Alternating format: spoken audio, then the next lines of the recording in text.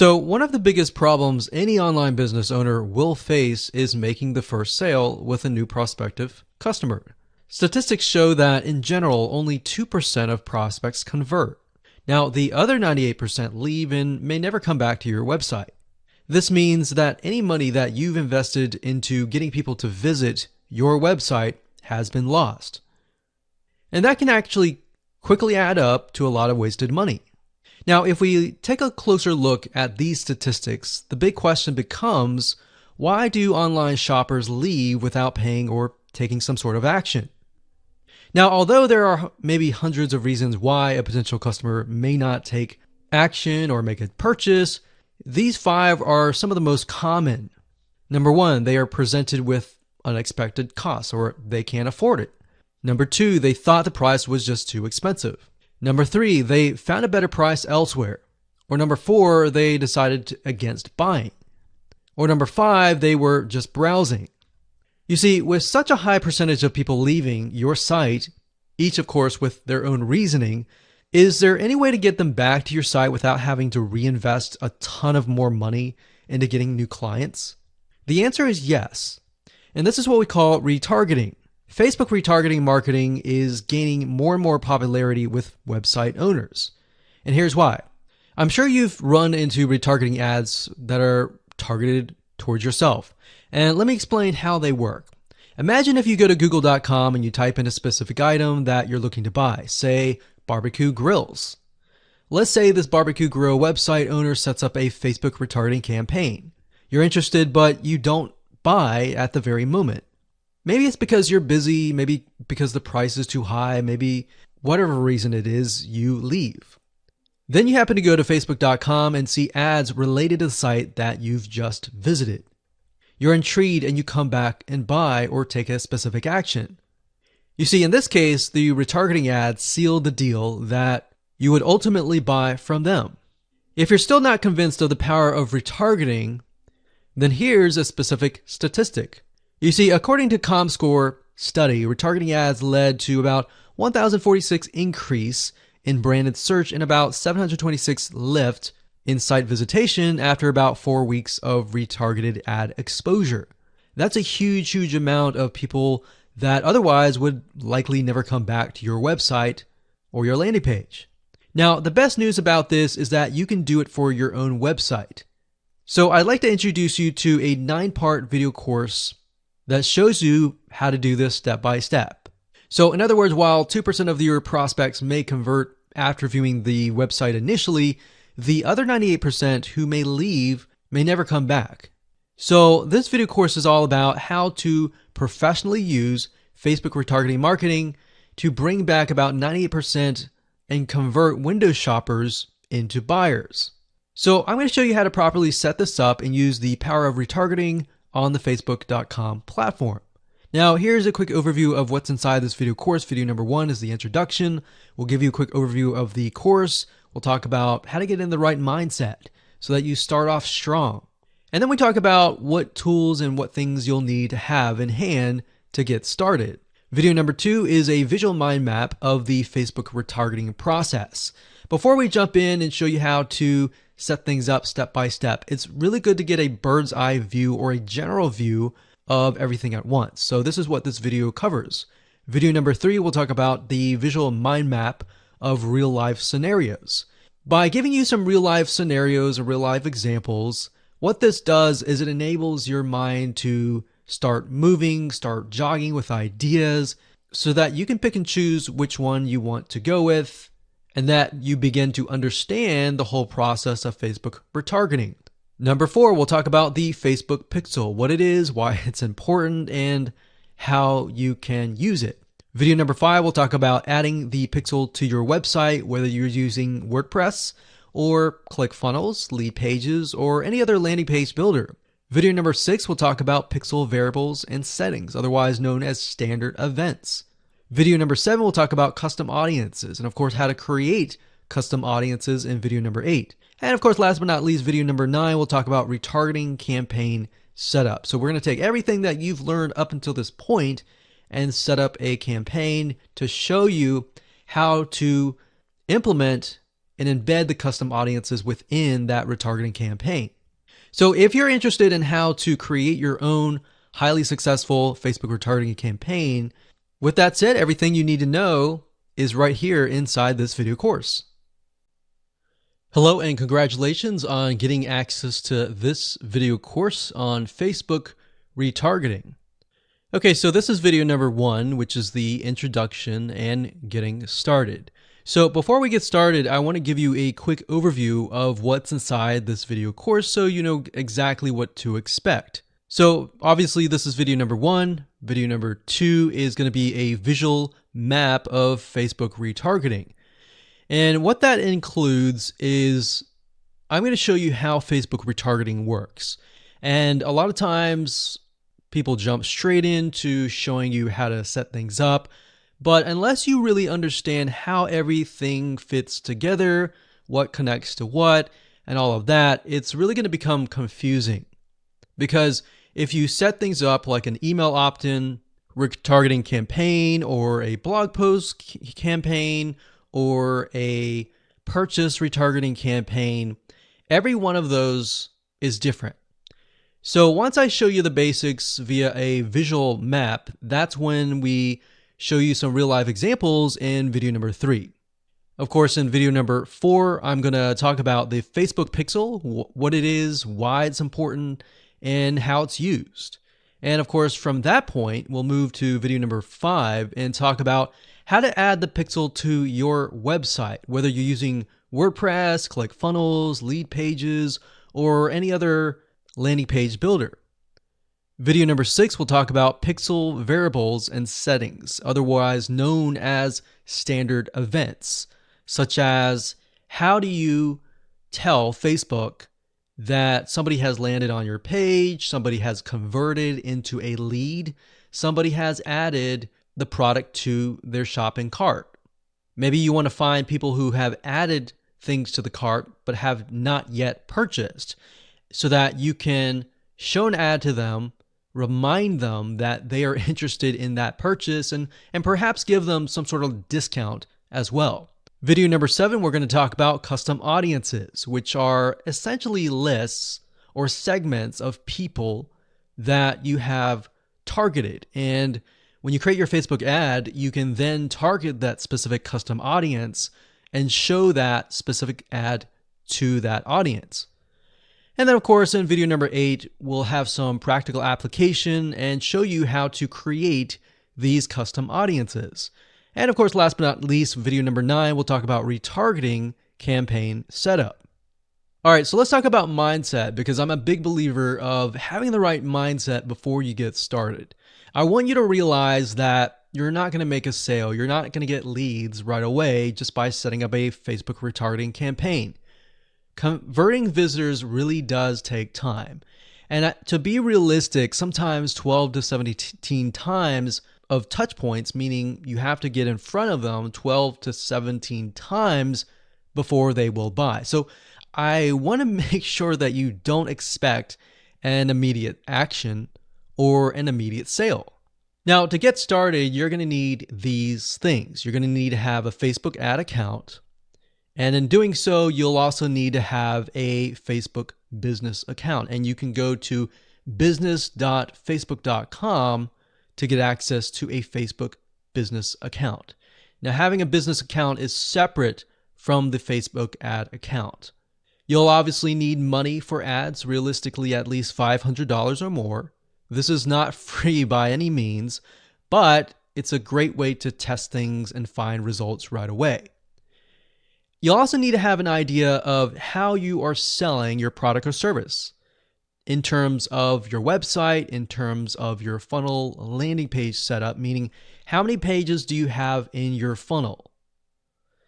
Do you have 3? Do you have 4? Do you have 5? How many? So you want to have an idea of that before you get started, because it'll start to make sense once I show you around. And of course, you'll need to have some sort of mind map or flowchart software. And the reason for that is it will help you be able to map things out, map your own plan of attack out, so that you will be able to successfully implement everything that we're teaching you. Hello and welcome back. This is video number 2, and in this specific video we're going to show you a bird's eye view of how Facebook retargeting works. So you may have a general idea of how Facebook retargeting works, but my goal here is to kind of give you a visual mind map of how all the pieces connect together.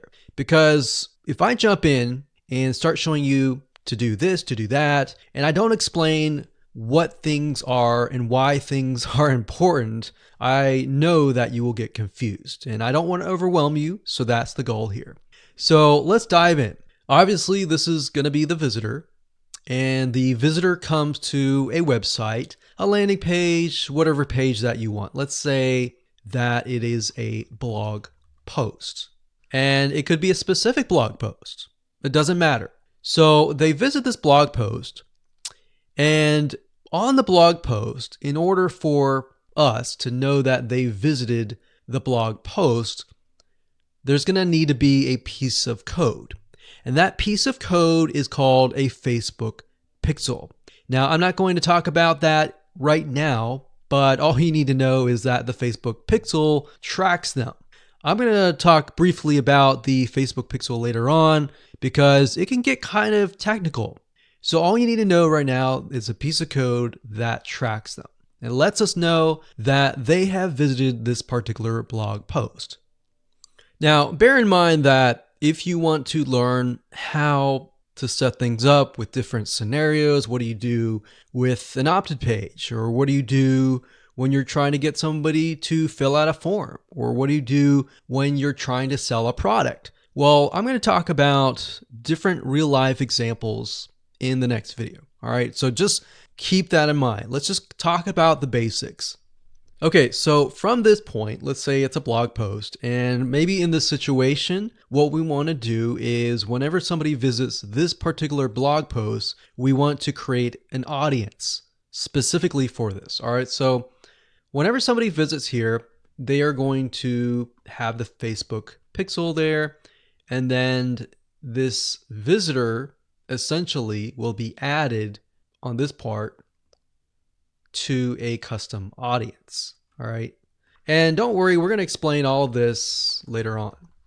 Now, this custom audience is going to allow us to say, okay, anybody who visits this page is now added to this audience here. Now, why do you need an audience? Well, you need an audience because when it comes to trying to put ads up, so let's put this up. Let's do a Facebook ad.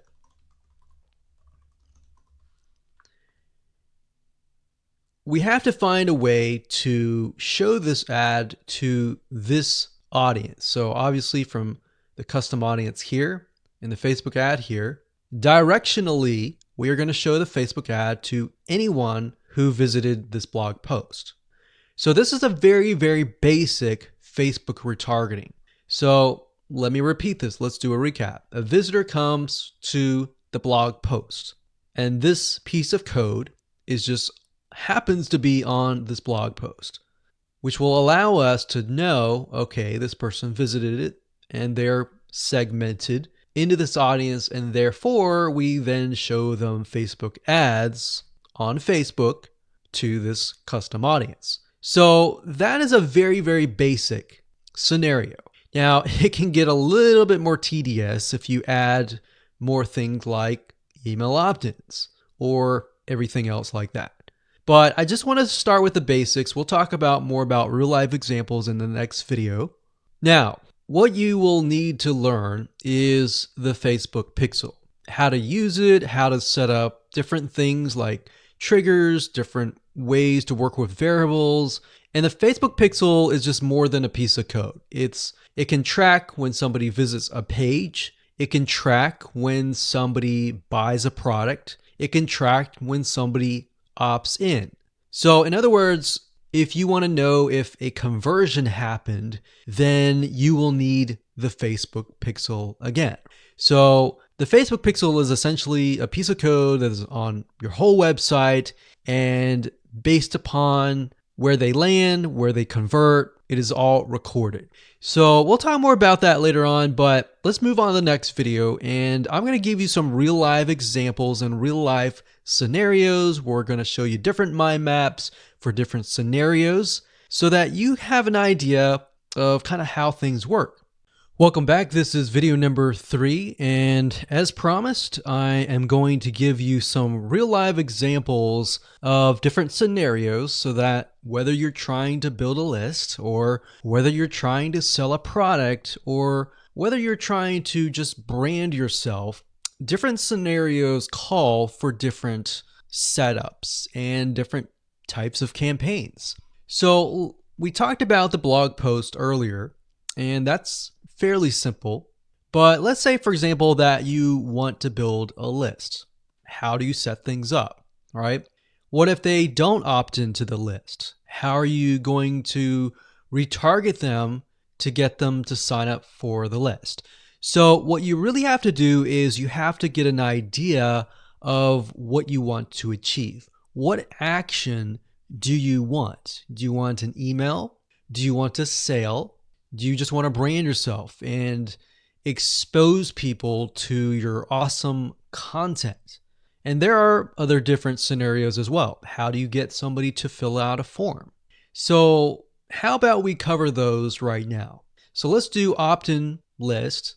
So let me jot this down so we don't forget. So we're going to cover next. So we covered blog post. We're going to cover email, opt-in, a sale, and perhaps a branding. Yeah, we actually, blog post is actually branding. So branding. Now you could go further and show them ads of other related content as well. You could do that. But the goal here is to try to keep things simple. All right. We don't want to get too complex because, believe it or not, Facebook ads can get very, very complex. Funnels can grow and be extensive as possible, but let's keep the things simple. So we got a sale. Well, let's do perhaps a form. So you have to think, what is the intention or the goal? So the goal with an email opt-in is to get an email address. The goal of a sale is to obviously get someone to spend money. So getting somebody to pay. So get someone to buy. And then with the form, you want somebody to fill out the form. Now you also have to think, okay, what happens when somebody completes the email? What then happens? How do you convert? And how do you track that conversion so you don't show a Facebook ad to somebody who has bought, right? So it's kind of an if, then, else. If this happens, then this happens. If this doesn't happen, then this happens, right? So let me explain. Let's do an email opt-in. All right, somebody comes to a landing page. So we'll call this the email capture page. And then, of course, there's going to be a Facebook pixel on this email captured page. Now, I'm going to remove these because it's going to get a little bit longer. And I'm going to delete this. I'm going to actually copy this back, but we're going to move this over here. So if they fill out the email, what is after that? All right. What is after that? So after that, depending on how things are set up, if you got it set up with double opt-in confirmation, which means they have to check their email address and click the link and all that, and it goes to that page, or they fill in the email and it immediately directs them to the next page. Whatever the page is, we'll say page 2. This could be where the freebie is located. And you're going to need to have another Facebook pixel on that page, right? So if you think about it, the Facebook pixel needs to be on this page.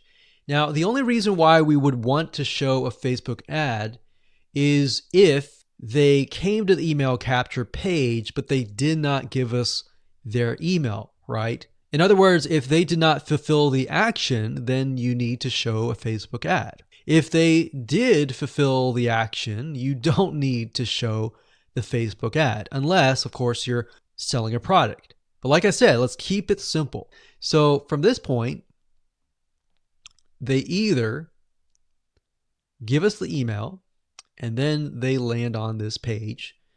And this Facebook pixel will need to, we'll call it a conversion, and it will need to let us know if it actually converted. Now, if they did not, so we'll put over here,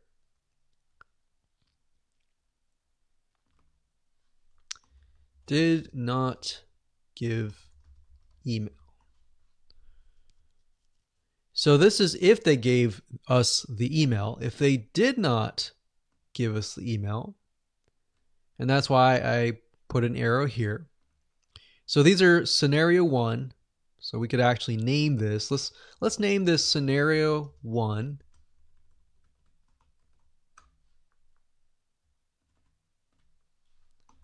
In scenario 2. And obviously scenario 2 doesn't have a page or anything. It's just merely they exited this specific page. If that's the case, we want to retarget them, right? So we are going to say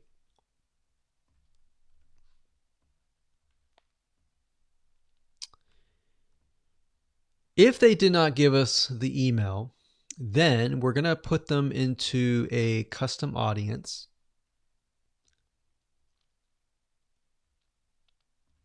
So in certain respects, what it's going to do is if somebody visited this page, but they did not visit this page, then we put them in a custom audience.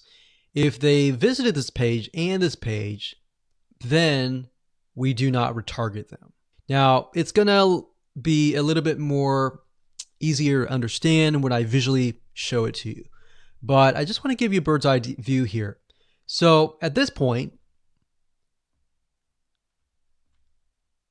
they did not give us the email, so therefore we add them to custom audience, and then we show them a Facebook ad. Now, we could add those who signed up into another custom audience as well. So let's say we want to build a list and then we want to retarget them with a lot of great content or a product, for example, that we sell within the email. So different scenarios will require different setups. So that's one setup. That's an email setup. So not only are you setting things up for the if they fill out the email, but if they do not fill out the email. So the next thing we have is a sale. So you'll notice that it's actually very similar. If a visitor comes to a page, and this page can be the sales page, and of course we pixel them, and then they either buy or, so scenario, they buy, and that is a Facebook pixel conversion, or they do not buy, and then we add them to a custom audience and we show them a Facebook ad for the goal of trying to get them to buy. Maybe they're not ready to buy, right? So you could show a Facebook ad of free content that is related to the sales page. Because most likely if they visited the sales page, they're interested, they're just not sure, right? You could show them a Facebook ad to a coupon. So there are many different ways of doing this. So now you can kind of get an idea. It's very, very similar from the email to the sale. Any type of conversion, it's very, very similar. So now we have a form. So let's see here. We got sales page here. And let's do a form. So they come to the form, and our goal is to get them to fill out the form. So we got a Facebook pixel here as well. Of course, scenario 1, they fill out form.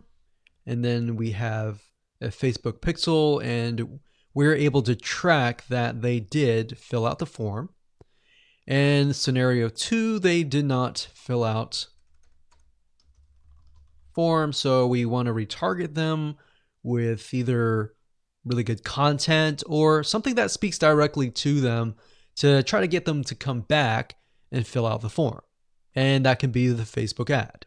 So as you can see, anytime you have a action, it actually becomes very, very similar in the setup.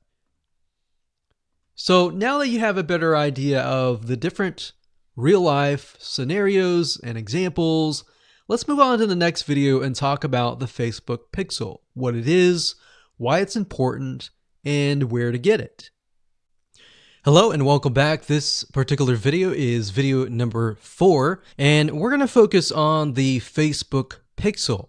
So we briefly talked about that earlier, but before we dive in, I want to say that you will need to have a Facebook business account. So to do that, you'll need to go to business.facebook.com. That's business.facebook.com.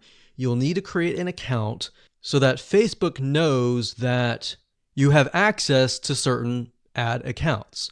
So with a business Facebook account, you are able to not only access your own account, but you'll also be able to access anyone else who gives you permissions to do so. Now, as far as the pixel goes, once you have created an account, what you'll need to do is up at the top, you'll see this events manager, and you'll see this / icon.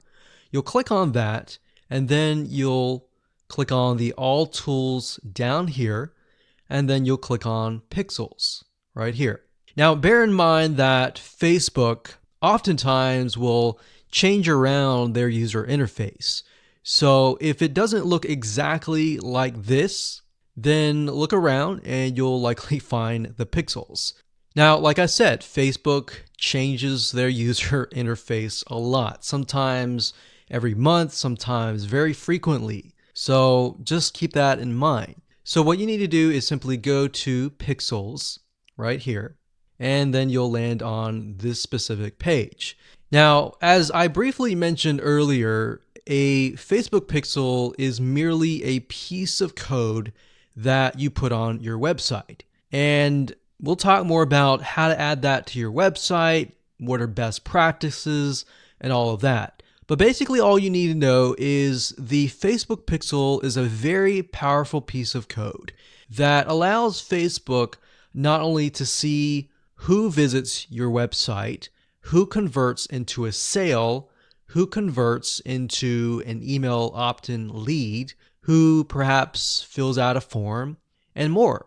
It also collects a lot of data about the visitor, who they are, what sites they visit, and a lot more data. In fact, Facebook in itself has so much data that as far as being an advertiser, it enables you to reach more people that are actually interested in what you have to offer.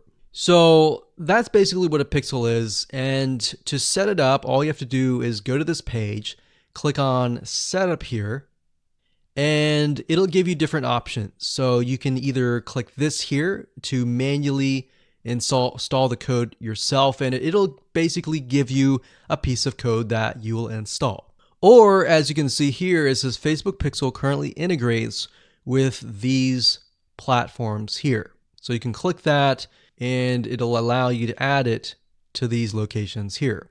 And if you are not a web developer and you have a web developer and you prefer to send that information to them, then you can click email instructions to the developer.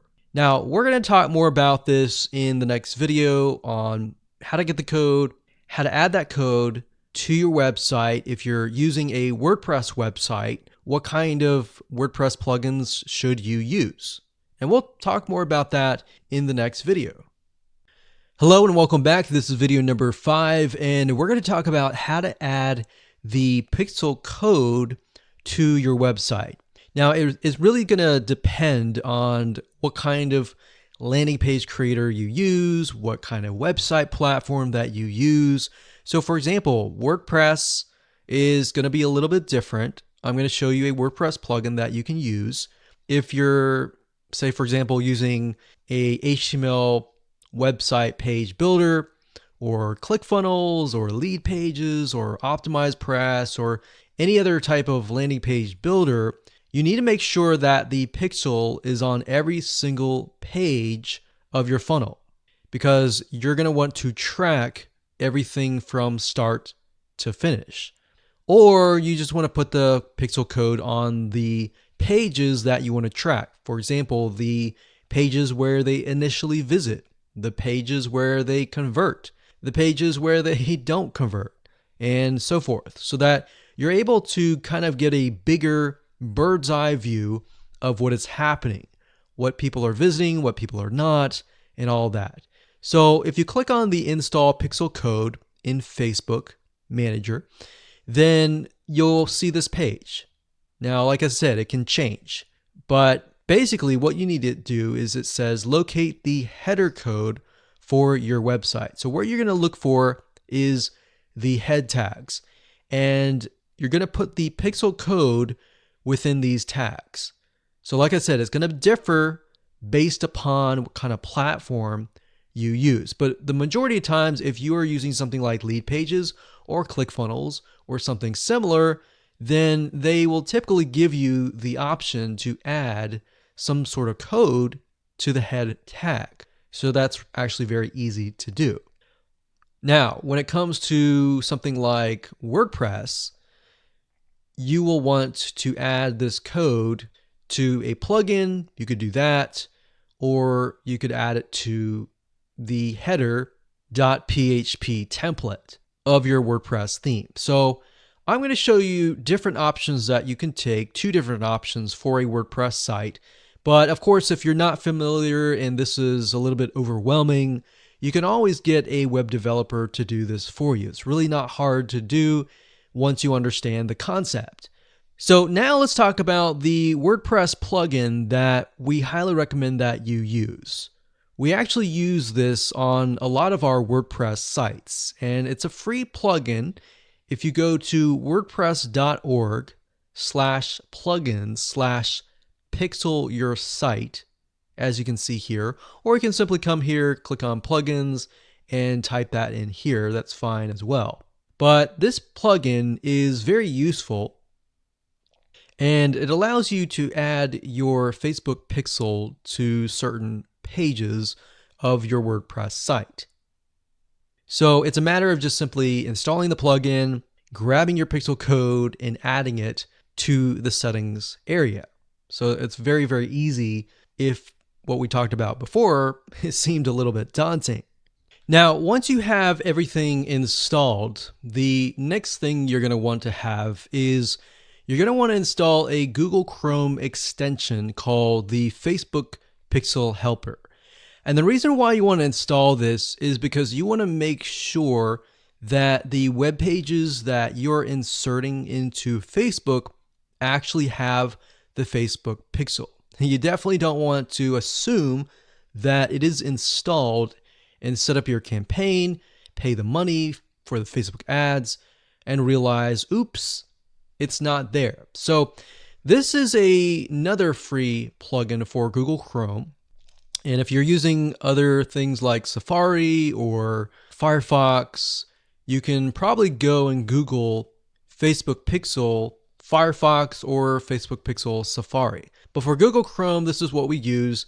And all you have to do is install it. And as you can see down here, you're going to see this icon. And any web page that you visit in your funnel, if you click that, it should say that the pixel has been found. If it has not been found, you either need to reinstall it, showing what we talked about earlier with the WordPress plugin and all that, or even just hiring somebody who knows how to do that. And it's really not that hard.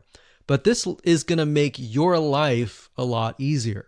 So again, go to Google, type in Pixel Helper Chrome extension, and you'll get this right here. And that's really all you need. All you need to do as a recap, is number one, install the pixel in the head tags for any web page that you want.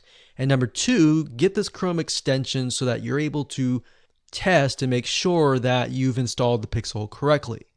So now that you understand how to add the pixel to your website, your WordPress site, or your landing page builder, let's move on to the next video and let's talk about the Facebook pixel variables and the different settings of the pixel itself so that you're able to track, you're able to see what is converting and all that. Hello and welcome back. This is video number 6 and we're going to dive into the Facebook pixel and talk about the different variables and settings, which according to Facebook is also known as standard events. Basically, all that means is that you're going to have a different code or different keyword for different scenarios. So we're taking a look right now at a standard Facebook pixel. Now I've blurred out or put X's in the area of my Facebook pixel ID. So you know that this is going to be your Facebook pixel ID. Now, if you go to facebook.com and you look for their standard events, you're going to see a list of different event codes. So you can see add to cart.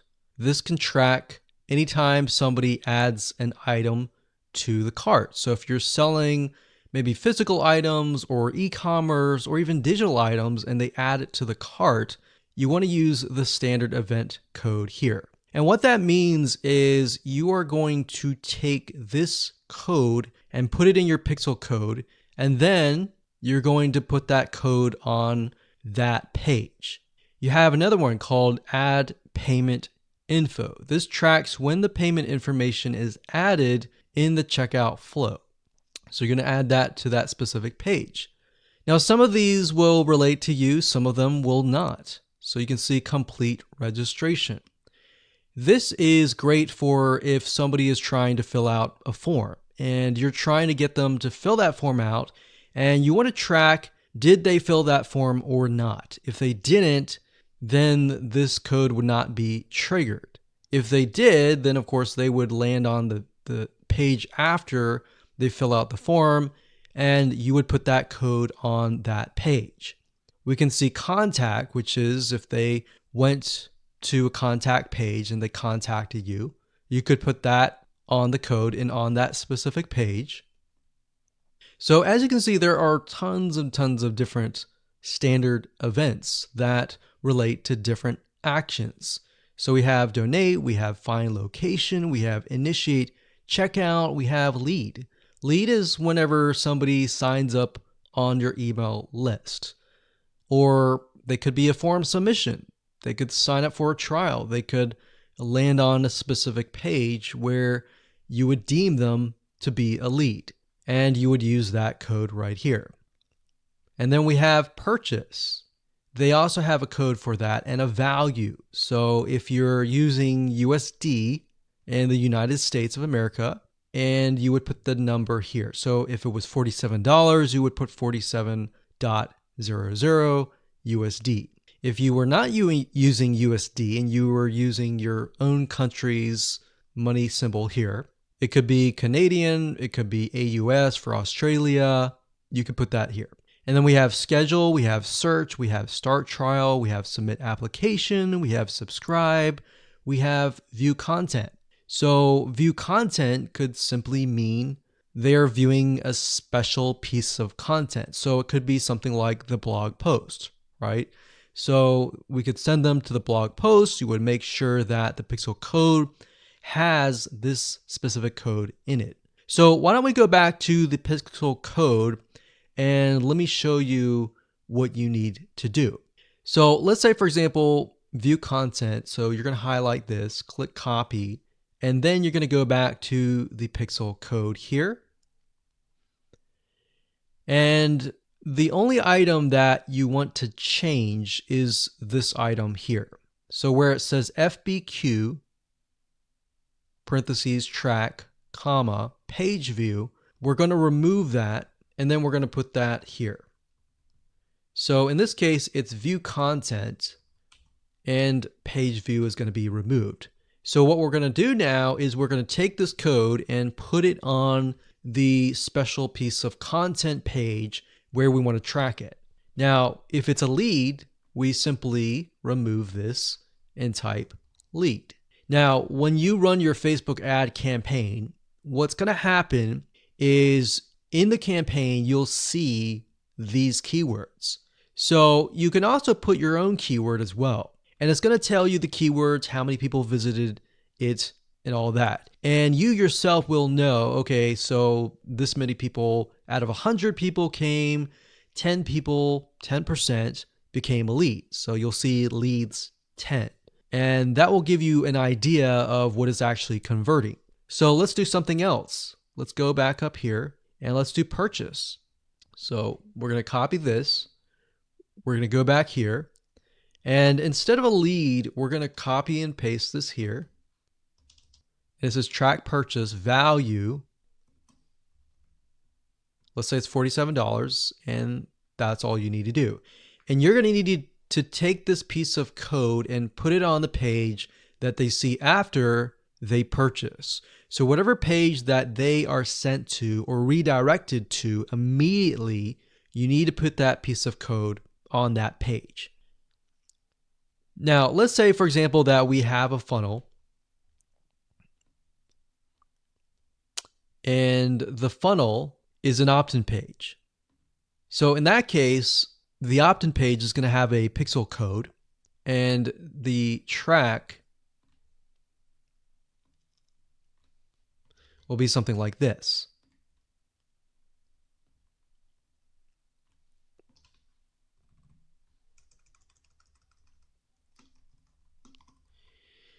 So the opt-in page could be a page view or view content, and then the next page after that, if they subscribe, could be a lead. So throughout your funnel, you have different steps, you have different pages, and on those different pages, you'll have different pixel codes. Now, while that might seem a little bit complex right now, it really isn't. It's a matter of just changing the keyword and putting the code on the right page. And then, of course, using the Facebook Pixel Helper Google Chrome extension to go back to the page, make sure that pixel is on the page, and it'll tell you if the pixel is on the page and specifically what it is. So if it's a lead, it'll show a lead. If it's a purchase, it'll show a purchase.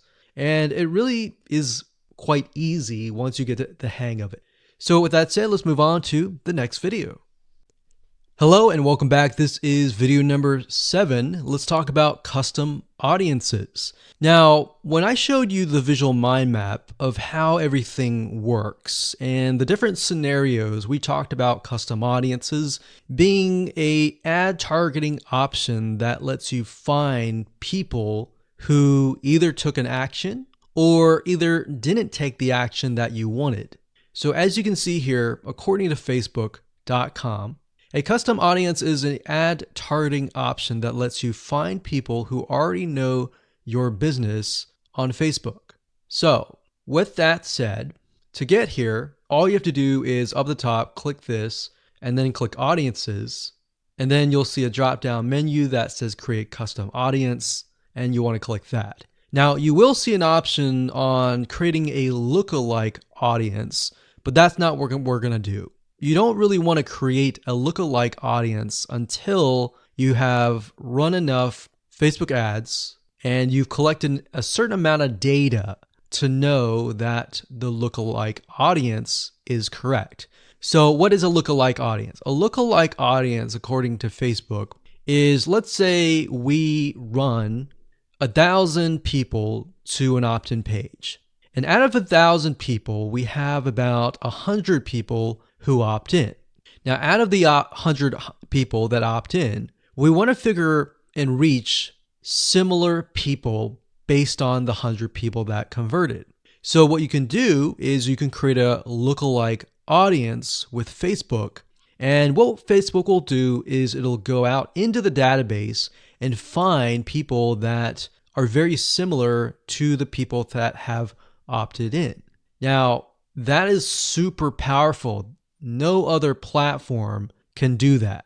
So what you're really doing is you're tapping into Facebook's database according to the data that you have found and comparing and finding people that are similar. You could do that with a purchase. Maybe you have 1,000 people that visited a sales page. And out of those people, we have eventually 100 people that buy. So we want to find 100 people that are similar. So that's what a lookalike audience is. Now, what we want to do in this specific retargeting campaign is to create a custom audience. So these are the different custom audiences that you can create. Now, I'm not going to talk about how to create one just yet. We'll talk more about that in the next video. But as you can see here, as far as custom audiences go, you can find, let's say, for example, an email list of your customers or your subscribers and upload them here. And then you can retarget them. So maybe somebody opted in for a freebie. You could upload that here and you can retarget them and try to get them to purchase a product that might be similar to what they signed up for. So even though they fulfill the action of signing up and giving you their email address, you can still retarget them. They're still potential buyers. Website traffic, you can create a custom audience based upon people who visit your website. So we could say anybody who visits our opt-in page or anybody who visits our blog posts, we want to retarget them. It doesn't have to be that. It can be people who opted in and who saw the next page. Or maybe they clicked a button and they saw a next page. It doesn't matter what page it is. You can do any page that you want. As long as the Facebook pixel is on it, you can track it, you can create a custom audience. Now, app activity is something that most of you will likely not use. You can create a list of people who launched your app or your game or took a specific action. Offline activity, you can create a list of people who interacted with your business, your in-store business by phone, by offline channels, and all that.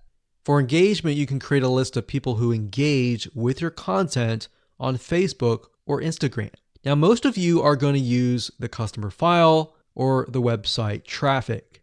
Very, very few people actually use the app activity or the offline activity unless you have a local business. So one of these two, most likely you're going to start out like this if you don't have a list. So you'll start here. So now that you understand the different types of custom audiences that you can create, without overwhelming you, let's move on to the next video and we'll talk about how to create the custom audiences correctly. Hello and welcome back. This is video number 8 and we're going to talk about creating a custom audience. Now, it's really not hard. I'm going to show you step by step what you need to do and we'll give you some recommended criteria to get started. So like I said, most of you are going to use the website traffic custom audience. So I went ahead and just clicked on that one and you're going to see this here. Now, Facebook might change the user interface, but the majority of the time it's pretty much the same. So it says include people who meet any of the following criteria. Now you can change the any to all if you want. So we could say anybody who visits the initial page, any page, or let's say, for example, the blog posts. If somebody visits the blog post or another blog post, let's say we have 3 different blog posts, then we can say anybody who visits any of these 3 blog posts, let's retarget them. Let's put them in a custom audience. So if it's any, you could say all website visitors in the last 30 days. So it's all website visitors or people who visited a specific web page or they spend a certain amount of time on your website. And this is really good to have just in case somebody visits really quickly and then leaves. You're most likely not going to want to create a custom audience to somebody who comes to your website and within 5 seconds leaves. You would rather create a custom audience of people who perhaps came, spent about 10 minutes or more, and then you could create a custom audience on that, because that usually means that they are interested in what you have to offer. So you could do that. You could do, specific events like page view, general event, view content, or purchase.